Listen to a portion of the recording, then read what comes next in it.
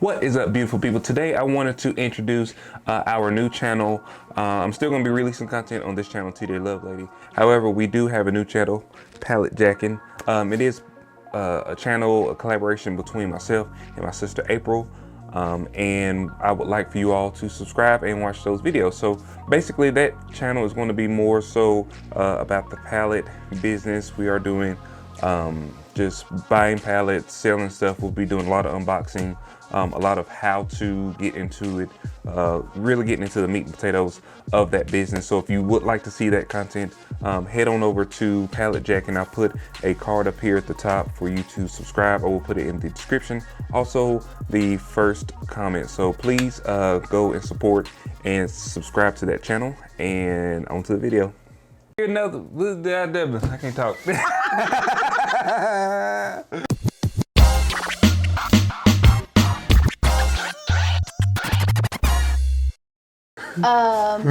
He meant to say, welcome to Pallet Jackin. Pallet Jackin. So we want to make a short video just kind of talking about some of the things that we've learned since we've started kind of flipping these pallets. I guess that's what you call it, business, yeah. Pallet flipping business. And we were just kind of talking through a couple of things that we would have done differently had we known about it. So one of the things April was talking about was actually it's our second order on liquidation, and the first time TJ actually created the account and did the very first order, and he did it for the business, which is fine. However, I went to go do an order for it like last week, and it asked me to bid on it, and he created one for his personal self, then I created one for my personal self. And when I bid it on the pallet, won the auction, paid for it, and then the very next day I went to go check on the status just to see if they've shipped the pallet out or whatever. They had disabled the account because I had the shipment going to the business address rather than my home address. And one of the things that I found out when I called is that you can only have one personal account and one business account. And since I was ordering the pallet for the business, they just disabled the they disabled the account pretty much. And they still accepted the payment, and we still got our shipment on time. However, when I called, I guess the lady that I spoke with, she didn't really have a clue, because she told me they canceled the order. And it was a big, it was a big debacle. They said they canceled the order and that they refunded the payment, which they hadn't done neither one of them. So that's one of the things just to be aware of if you're gonna go ahead and start this kind of business. You're gonna make sure, if you're gonna have multiple people ordering pallets, to make sure that you all use the same account. Yeah. Otherwise, your account will get locked out. And like, I wasn't able to track, the shipment. I had to call and actually get and speak to someone else. We had to get a different tracking number, right? So we could track the order. And the person I actually talked to, he said that just based on terms and conditions, I guess they've had a lot of fraud cases. So they do this so that people aren't creating a bunch of accounts and like bidding on pallets and kind of running the prices up. Yeah. So that's the way that they do that, where it was just one person, if you were to be a seller, where you can't make multiple accounts and I guess run the prices up on the auctions, which is good because that keeps the prices low for all of us. It's just the situation was just handled kind of weirdly. Right, it was, and I didn't see it. Didn't say it on. It just seems to me that when you go to create an account and you have to put in all this different information, that if it is similar to another account, that they just would not let you create the account. Mm-hmm. However, they let me go ahead and create the account, and which it had all of my information on there. My home address, which is different than TJ's home address. I guess it's just when it came down to the shipping, because I had it shipped, to the business address. Right. That it was like, it raised a red flag. So. One of the other things that I was kind of thinking about was, so our last pallet we got from bulks.com was a like new pallet, and we end up making a lot of our money back. We've ended up making all our money back. To date, and we still actually have a bunch of stuff from that pallet that we hadn't sold. So a couple things from that pallet, if you order from bulks or if you order from anywhere that has an actual manifest, when you're looking at your manifest, you really need to make sure that you do your due diligence beforehand and verify all of the information that they have on the manifest. Exactly, because in that actual pallet, it had a drum machine, and it said it was in like new condition, which it was. It was in like new condition. However, on the manifest, it had it listed as that it retails at $599.99, which was untrue. Like the retail value of it right now, brand new, is $159.99. Right, and they had a bunch of those comforter sets. They were showing for like $299 and $399, and they was like $59.99. Exactly. Which is fine because we could sell them. You know, we've sold a couple of the comforter sets. We sold the drum machine, and we was able to make some money off of it, but it wasn't the value. So on the bulks.com, they base the price. It's not a bid site, so they base the price of the pallet based on the value that's in it. You know? So if if that value was really like $3,000 versus $5,000, the pallet price probably would have been a lot less. You know what I mean? Exactly.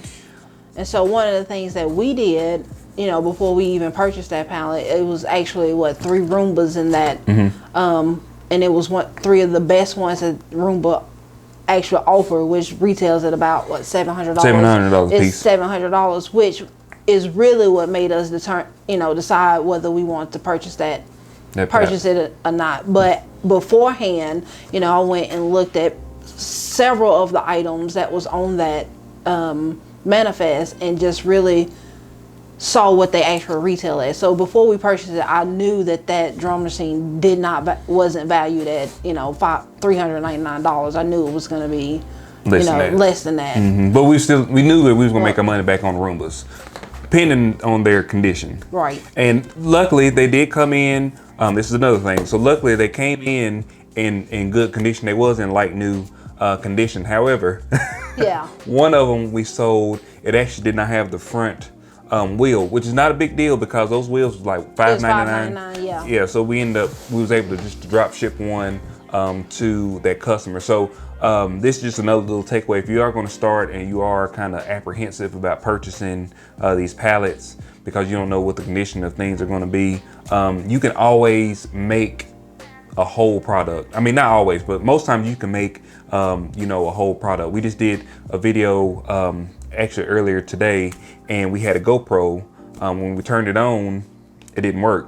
So I went and I purchased another battery. The battery was $20, and then now it works. So those are some of the things that you kind of have to do sometimes just to make, you can sell it as defective or not working, or you can make it work or make it whole and sell it for a lot more. Right. You know what I mean? Another thing, this is one thing that is a struggle bus for us for real, is inventory. Yes. So we have a storage location, and sometimes we store stuff at April's house, sometimes it's at my house, and we don't really have an inventory. I can't tell you how many items we got right now. Yeah, I can't either. So we just got stuff, and it's stuff that's not listed. Right.